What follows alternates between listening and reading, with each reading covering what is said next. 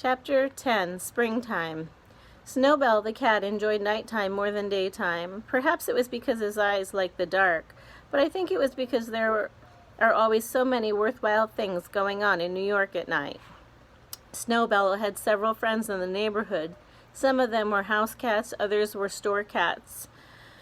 He knew a Maltese cat in the A&P, and A&P is a grocery store back east, a white Persian in the apartment house next door, a tortoise shell in the delicatessen, a tiger cat in the basement of the branch library, and a beautiful young Angora who had escaped from a cage in a pet shop on 3rd Avenue and had gone to live a free life of her own in the tool house of the small park near Stuart's home.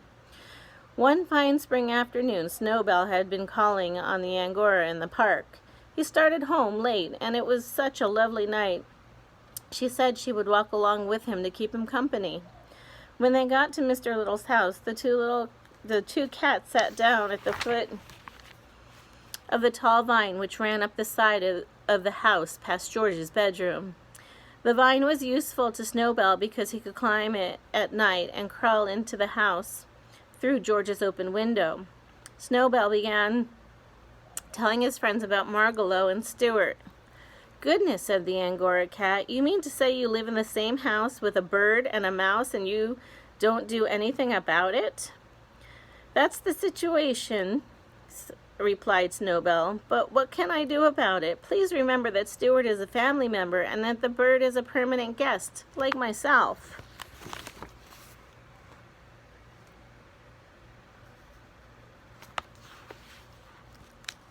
"Well," said Snowbell's friend, "all I can say is you've got more self-control than I have."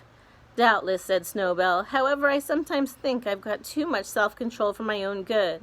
I've been terribly nervous and upset lately, and I think it's because I'm always holding myself in." The cats' voices grew louder, and they talked so loudly that they never heard a slight rustling in the vine a few feet above their heads. It was a gray pigeon, who had been asleep there and who had awakened at the sound of cats and begun to listen. "This sounds like an interesting conversation," said the pigeon to himself. "Maybe I'd better stay around and see if I can learn something."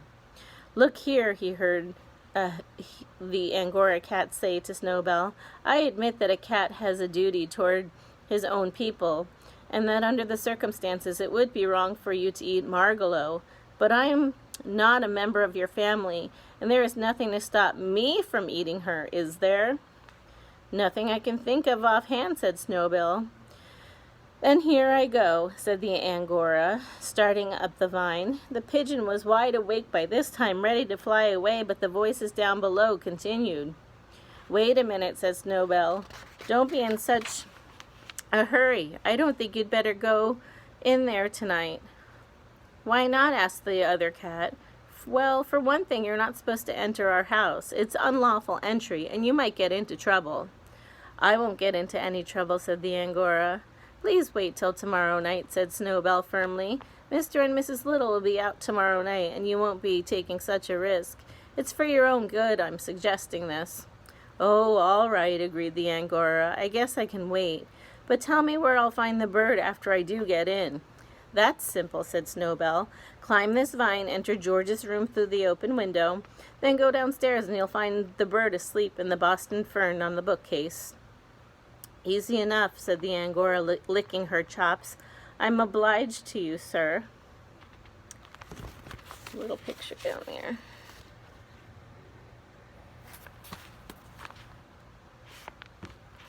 "Well, the old thing," whispered the pigeon to himself, and he flew away quickly to find a piece of writing paper and a pencil. Snowbell said good night to his friend and climbed up the vine and went in to bed. Next morning, Margalo found a note on the branch of her fern when she awoke. It said, "Beware of a strange cat who will come by night." It was signed a well-wisher. She kept the note under her wing all day, wondering what she had better do, but she didn't dare show it to anyone, not even Stuart. She couldn't eat, she was so frightened. What had I better do?" she kept saying to herself. Finally, just before dark, she hopped up to an open window, and without saying anything to anybody, she flew away. It was springtime, and she flew north just as fast as she could fly, because something inside her told her that north was the way for a bird to go when spring comes to the land. Okay, that was the end of chapter 10. Poor Margalo, she left the littles. I wonder how Stuart will react. All right, have a great day, guys.